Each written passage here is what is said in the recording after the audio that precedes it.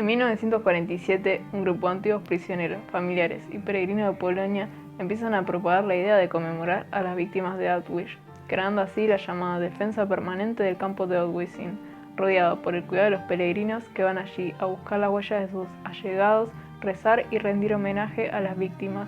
Numerosos políticos y cabezas de Estado también rinden homenaje, ya lo consideran un deber moral visitar el antiguo campo. Este lugar es considerado una de las mayores advertencias de la humanidad. El 2 de junio, 2 años después de su liberación, el Parlamento polaco aprobó la Ley de Mantenimiento a Eternidad de los terrenos y edificios correspondientes al antiguo campo e inauguró el Museo Estatal Auschwitz-Birkenau.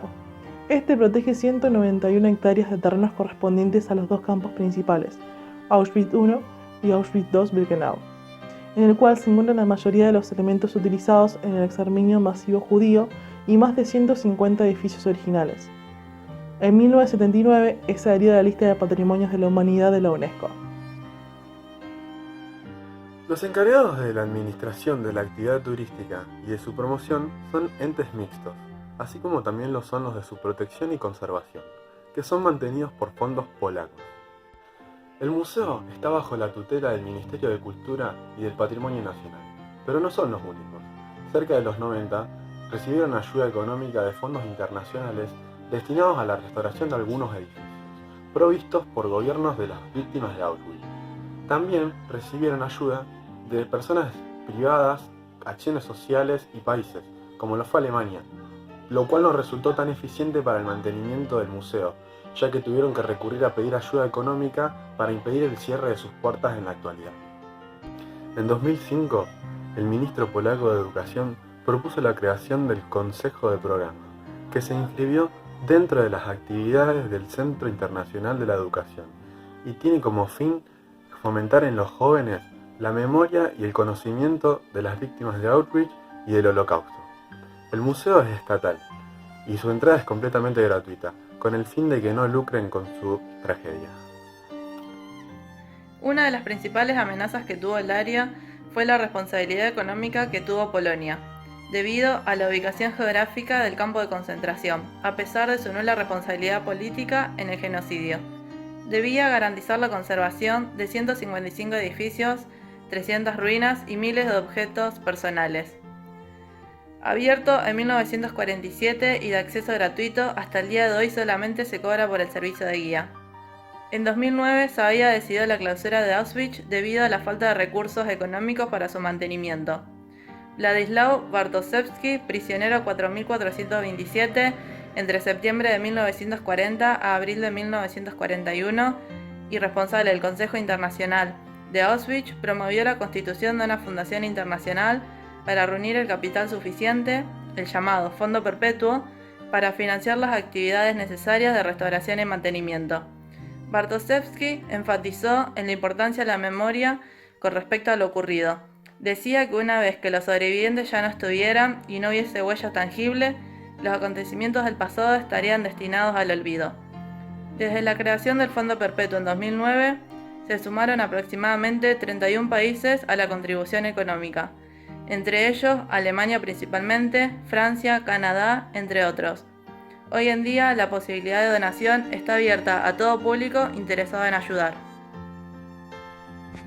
Actualmente el turismo presenta impactos económicos positivos. Lo que fue en el 2018 se registraron 2.15 millones de visitas. Entre estos visitantes estuvieron de nacionalidades diferentes como lo que fue los polacos, británicos, estadounidenses, italianos, españoles, alemanes, franceses e israelíes. Lo que incrementó también lo que es la balanza turística, el gasto turístico y el efecto multiplicador. También construye lo que es el museo, contribuye a generar empleos, ya que cuenta con 320 guías que hacen toda la parte del recorrido turístico dentro del museo, que dura aproximadamente 3 horas. También el turismo mejora lo que es la infraestructura y el transporte a los visitantes y a la comunidad local, ya que estos deben moverse en trenes, en minibuses, en coches particulares o alquilados para poder llegar al museo. Existen lo que son planes de conservación e inversión que están dados de la mano de parte de los sobrevivientes del Holocausto y de parte de las autoridades. El museo sigue la filosofía de preservar la autenticidad. Ana Lopusca, supervisora del Plan Maestro a Largo Plazo para la Conservación, dijo: la estrategia es la intervención mínima. Cada año, a medida que mueren más sobrevivientes, el trabajo se vuelve más importante, debido a que dentro de 20 años estos objetos serán los únicos hablando por este lugar. El trabajo de los científicos también es muy importante, ya que no se tiene experiencia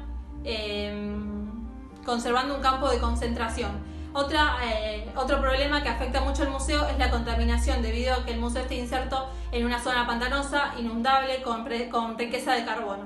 El enterramiento de víctimas y los restos que fueron tirados en el río Sola hicieron que la contaminación del agua sea mucha, por lo que se decidió incinerar los cuerpos. En la actualidad se llevó a cabo un proyecto por 80 millones de euros para la estabilización del suelo y la renovación del museo.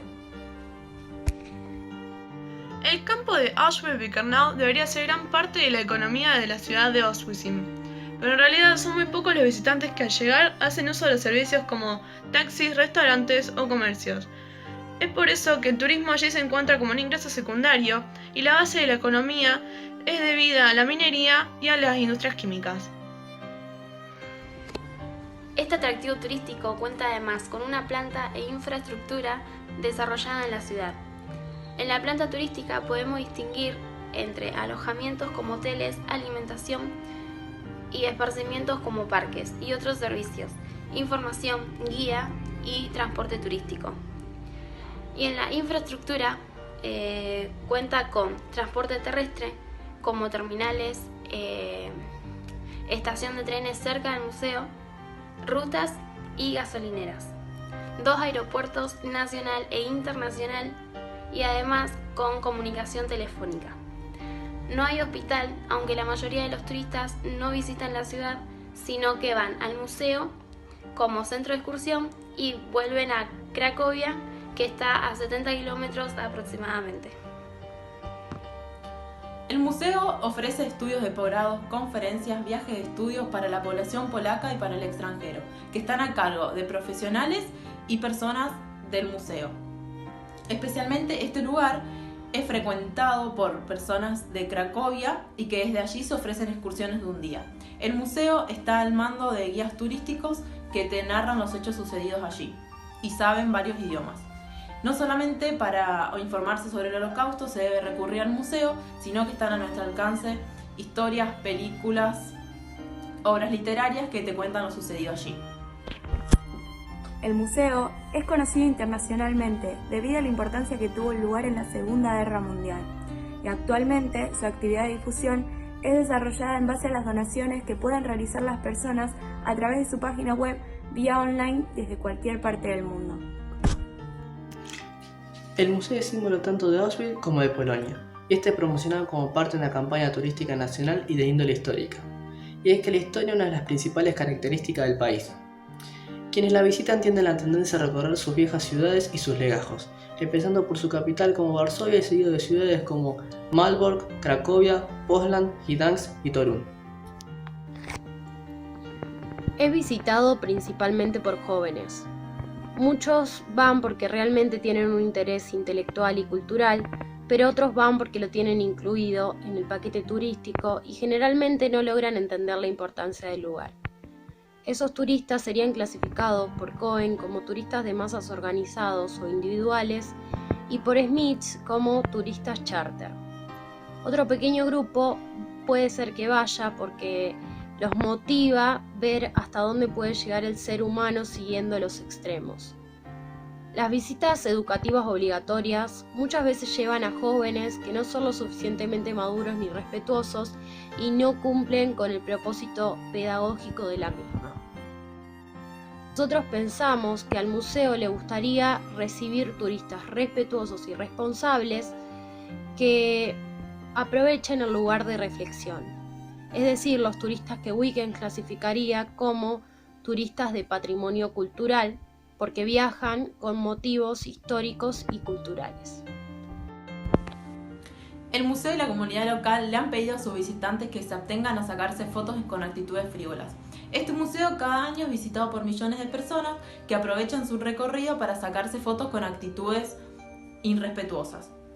La gota que ha colmado la paciencia de Auschwitz es cuando son las fotografías que los visitantes han sacado en las líneas férreas. El museo trata de concientizar a partir de que se cansaron de ciertas imágenes que se han tomado los turistas y comentaron: cuando se llega a Auschwitz, recuerde que está en un sitio donde más de 1 millón de personas murieron. Respete su memoria. Para algunos turistas es más importante estar en el hito que reconocer por qué está allí el hito. Solo buscan el sello en su colección de escenarios reconocibles, normal para una generación selfie. A raíz de esto, un artista israelí cuestionó la frialdad con la que los visitantes se retractan en el monumento a los judíos muertos. De ahí creó una página web llamada Holocaust, un irónico juego de palabras entre holocausto y el acrónimo YOLO, que en inglés indica solo se vive una vez. Este lo que hace es colocar selfies de los visitantes en medio de imágenes desgarradoras de cadáveres en campos de concentración. La intención de él es recuperar la importancia que tienen los memoriales, y el principal foco de su web es generar conciencia en los jóvenes.